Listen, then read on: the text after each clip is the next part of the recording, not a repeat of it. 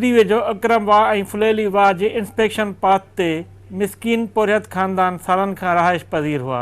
तन खे उतां बेदख़ल कयो वियो आहे ऐं ज़ुल्म वरी इहो थियो जो ज़मींदार उन्हनि वाहन कैनालनि जे सरकारी ज़मीन ते पंहिंजो मुहागो ॼाणे आबादियूं करे छॾियूं आहिनि। फुलेली वाह जी इंस्पेक्शन पाथ जे RD 41 ते वॾा वॾा मिटीअ जा दड़ा हुआ, तन ते मारवाड़नि जा अझा हुआ।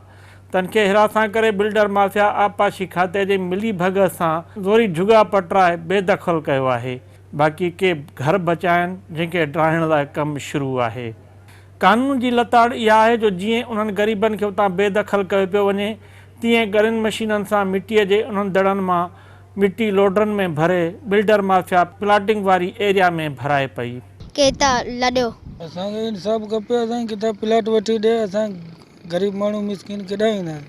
ग़रीब गैर महज़बन खे वाहन तां उठारियो पियो वञे, एरीगेशन वारा ऑफिसर, कोज़े माफ़िया ऐं डीलर माफ़िया, वॾा वॾा माण्हू ग़रीबनि खे हाणे गवर्नमेंट जे प्लाटनि ते वाहन ते वेठा क़दीमी सालनि खां सदियुनि खां। हाँ, उन्हनि खे गवर्नमेंट सगोरी उथारे पई, एक्रोमेंट ॾेखारे त हिनखे किथे न किथे विहारे बिलो करे में कोन पई। ऑफिसर ख़ाली हुकुम ॾेई पंहिंजा मक़सद पूरा कनि पिया। कोज़ा माफ़िया उन्हनि सां मिलिया पिया आहिनि। ग़रीब जे अक़लियतनि खे केर बि कंहिंजे एल जे लाइ नथो ॻाल्हाए। ग़रीब आवाम सदाईं पोइते बि वञे। वॾा शहर आहिनि, मसइलन कराची आहे, हैदराबाद आहे, जिते हद दख़लियूं ख़तमु कयूं आहिनि त उते उन्हनि खे मुतबादिल जॻहियूं ॾिनियूं हुयूं। प्लाट कराड़ी में एॾो वॾो ज़ुल्म थिया, माण्हुनि जा घर ठाहे पट करे छॾिया अथनि। उन ग़रीबनि जी के ख़बरचार कोन थो वठे। जॾहिं हद दख़लियूं करणियूं आहिनि त शहरनि में बि वॾा वॾा माॻ आहिनि पंहिंजा सिंध जा।